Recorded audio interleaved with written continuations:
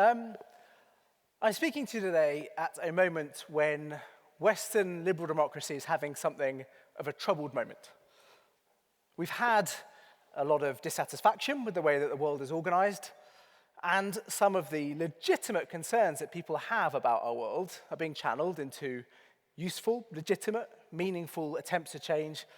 Some, though, is being channeled into parties and politicians who don't come from the liberal democratic norms that have shaped Western society since the Second World War, and that's troubling. The news media has a part to play at this moment. It's played a part in getting us here. Part of this link is something you'll be very familiar with.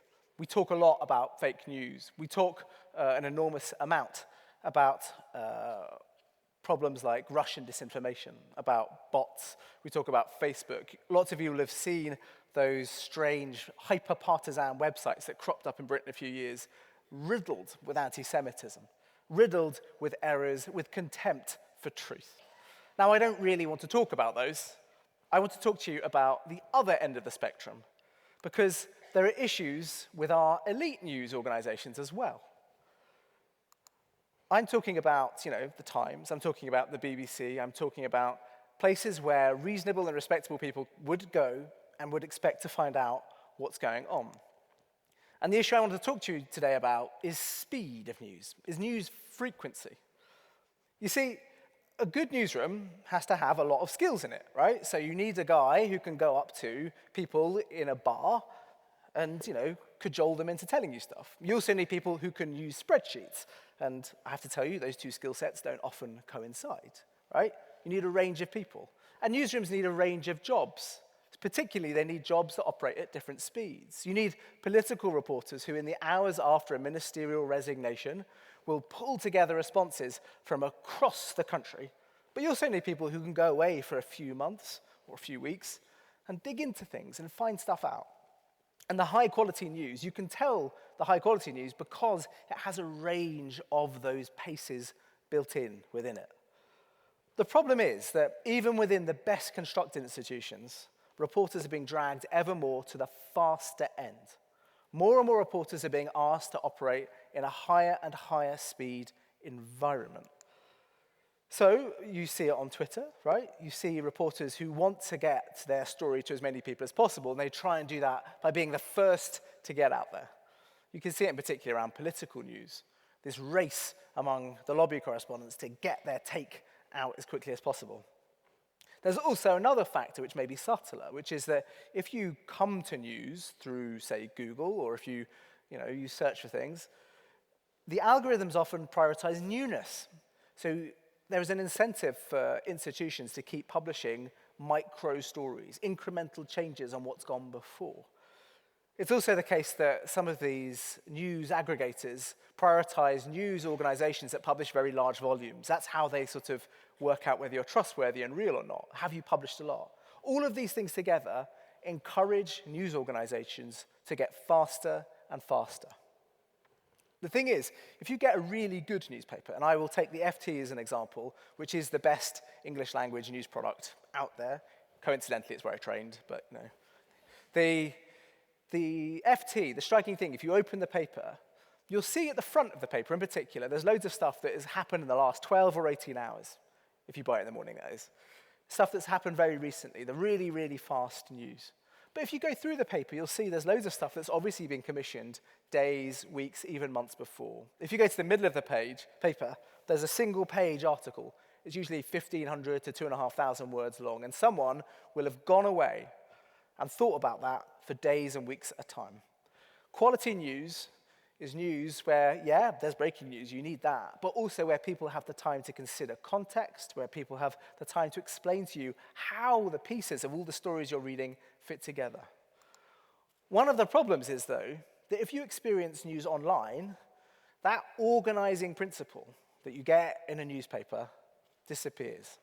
Because even at the FT, it's the news stuff, that gets wrenched out of context and served to you by news aggregators. It's the news stuff that often flies on Twitter or on Facebook. If you follow news through social media, it's the news stuff, the quick stuff, the easy stuff, the cheap stuff that gets thrown at you. And that's obviously a bit of a problem. Some of it will be pretty obvious, right? So you're not getting to see the considered slow stuff, right? Google doesn't know that the person spent 5 months working on it. All they know is what date it was published. And they'll supersede it with newer stuff after that.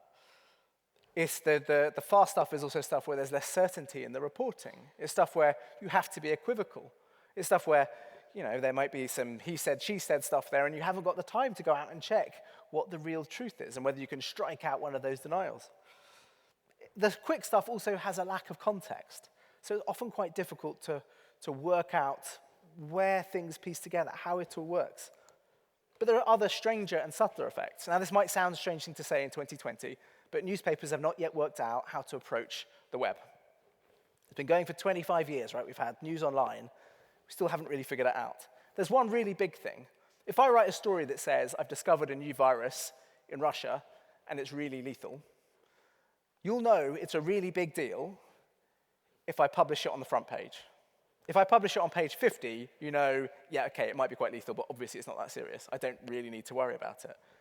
All of that context, all of that organizing disappears when you approach it online from the outside, because you don't see where the news editors of the newspapers have judged things to be.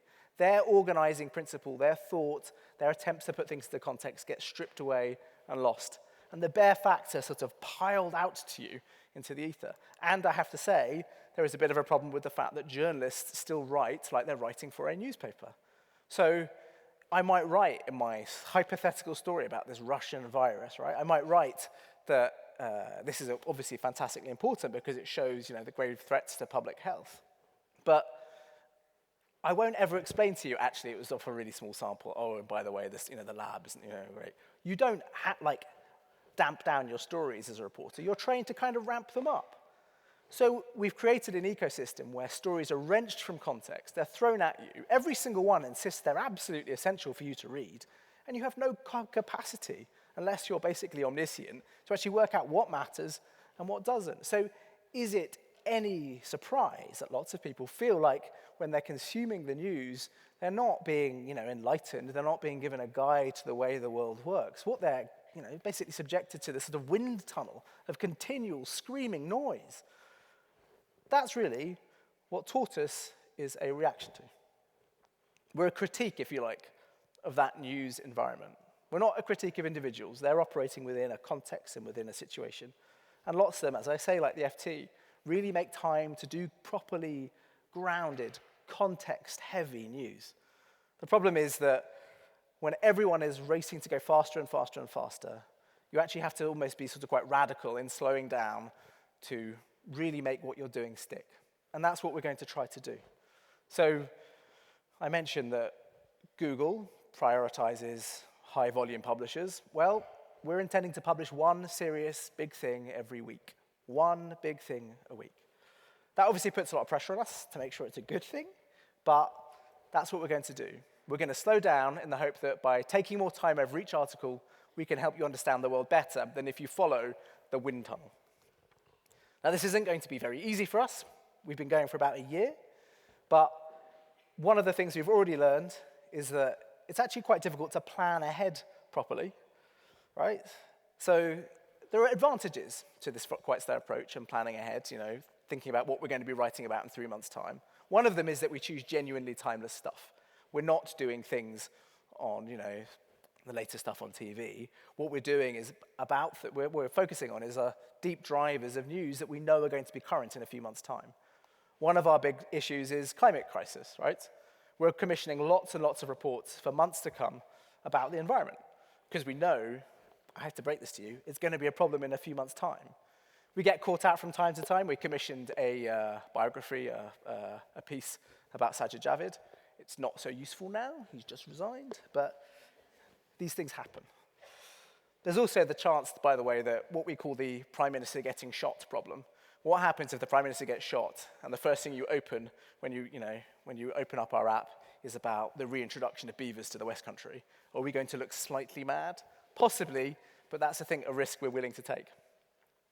We hope that by researching deeply, we're going to be able to offer you just a kind of news you've not had elsewhere. So I wrote a piece that was even long by our standards about the Brexit talks. I'm not going to tell you how long because it will put you off.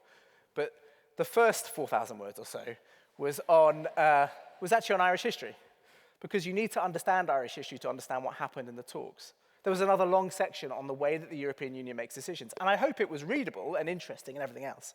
But the big point about this approach is that you actually only really need to understand Irish politics, and you only really need, and not like super in detail, a bit. You need to understand a bit of Irish politics, and you need to understand a bit about how the EU works. And then all of the rest of the Brexit noise makes sense. You didn't need all of the day-to-day stuff. You could have understood it better if you'd taken a step back and had this broader perspective. One of the other things about going slowly is we think that we get more luck. What do I mean by that? I mean that every good story, every real breakthrough, every serious piece of journalism that tells you something new is often, if it's going to challenge things, if it's going to break secrets, it's founded on a piece of luck. It's finding someone in a bar maybe, or finding something in a spreadsheet that tells you something that we didn't know before. And the thing is, sometimes that doesn't happen and things just peter out and go away. But sometimes, if you're willing to spend more time on things, if you're willing to go to more bars and look at more spreadsheets, you get your bit of luck. We hope that by going slower, we're going to have bigger stories to break because we're going to engineer ourselves for luck. We are also increasing our risk, by the way. There's a chance of us being scooped on things, a chance of, Sajid Javid resigning. These are higher because we take longer over stuff. One of our other things is that when we're challenging the powers that be, one of the things that powerful people do is they try and use the speed of publication against you. So, for example, one of the things they might do is they throw up roadblocks. They introduce new facts into your inquiries at the very last minute in the hope that you'll kind of swerve. So you think, hang on a minute, I didn't know this before. If that's not true, then maybe that's not true. I've got to start again, or maybe I've got to weaken this bit of the story. What we do is we pause. We go around again. We do more reporting. We check whether what they're saying is true, because we have more time and more space, and we're not racing. We hope that means that when we land blows, they'll really land. We're not going to pull our punches. Now, we're building a business that we hope means we can do that, right? So we have a membership. We have about 30,000 members. Students can join for free. I will point that out to you. And because we're reliant mostly on our members, one of the things that allows us to do is not worry too much about things not getting picked up more broadly. We don't have to worry about the high-speed ecosystem. We can opt out of it. We can just serve our members. And in fact, because we meet our members regularly, and I mean literally 3 to 4 times every single week, we have a meeting with our members. Because we do that all the time, they know what we're interested in. They know roughly what they're doing. They may not know the details. But if we go away for 3-4 months and we come back and actually, this kind of didn't pay off, we haven't really got very much. At the very least, they're being consulted, and we know that what we're working on is stuff that they care about. We want to make sure that what we produce works for them. We're not worried about the high-speed ecosystem. So the hope for us is not to replace high-speed news, it's to supplement what they get elsewhere. But we do think we will offer a challenge. So last week, we ran a big piece of research, a piece of work that I conducted with my colleague Ella Hill about sexual harassment, sexual abuse, and sexual misconduct at Cambridge. Now, it was about a single college, Trinity Hall, which has actually been in the news before for its handling of sexual harassment cases. But because we took longer over it, we had a fundamentally different story to everyone else. For other people, this is a story about a college that mishandled one long-running sexual harassment case involving a now retired staff member. What we found was a culture where sexual abuse allegations were systematically not dealt with effectively. We found a place that was fundamentally unsafe for students. And we were only able to do that because we waited, because we got a bit of luck. We had someone literally come into one of those meetings in our newsroom and tell us she knew about a friend who had a problem, and we went and chased them down, we found out about them, we persuaded them to talk, we pulled on these threads, and eventually we realized that this is not a place that has a problem with one academic and sexual harassment. This is a place where we found 4 students coming forwards with concerns, with allegations about sexual abuse, rape, and harassment, and none of them were being dealt with adequately. It was a much bigger thing. We reported the whole iceberg, whereas people had only seen the tip before. So going slow, we think, means that we can get even the same story can be bigger. Going slow, we think, means that we will stick with more timeless stuff. We won't be caught in, the hamster wheel of nonsense. We think it means that stories will have more context. You'll get more Irish history, I promise you that. But also, it will mean that hopefully that when you hear other news, you'll understand better how it all fits together. And you'll be in a better place to say, actually, I don't think this really matters. Fundamentally, this is about this thing that's happened over here. That's what we want to do. We want to write stories that in 3 months' time will still be useful to you for understanding what's going on. So the thing is, we can't all go slow. If I was to tell you I want to build a news organization or a news media where the Prime Minister gets shot and you have to wait a year to find out what we think of it, that's probably not going to work. But we hope that maybe by slowing down, we can help you to understand better about the things that are being reported very fast. And hopefully, at this moment of democratic challenge and transition, this will mean that people can tell the difference between justified radicalism and something slightly darker. Thank you.